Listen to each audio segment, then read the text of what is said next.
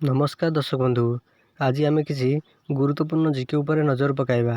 ता पूर्व आपन जदि नुआ करी वीडियो देखुछंती तेबे आम चैनल को एबे ही सब्सक्राइब करी पाखे आसुवा बेल आइकन को क्लिक करंतु।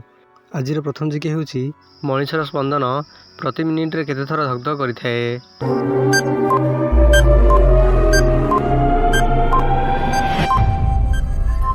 यार सठिक आंसर हेउची 72 थर। मनुष्यर स्पंदन प्रति मिनिट रे 72 थर धक धक करिथाए। परवर्ती प्रश्न, हाड़ थिबा मुख्य उपादान किए?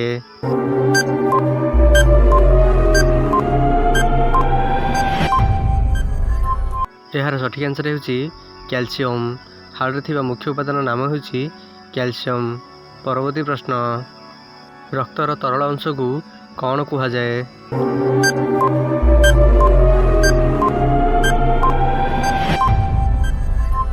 यार सठिक आंसर हेउची प्लाज्मा। रक्तर तरल अंश को प्लाज्मा कुहा जाए। परवर्ती प्रश्न, प्लेग रोग कहा द्वारा व्यापे?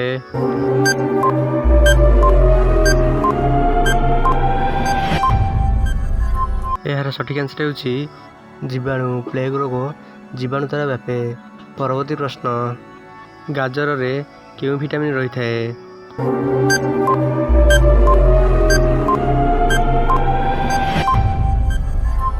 यार सठिक आंसर हेउची विटामिन ए। गाजर रे विटामिन ए रही थाए।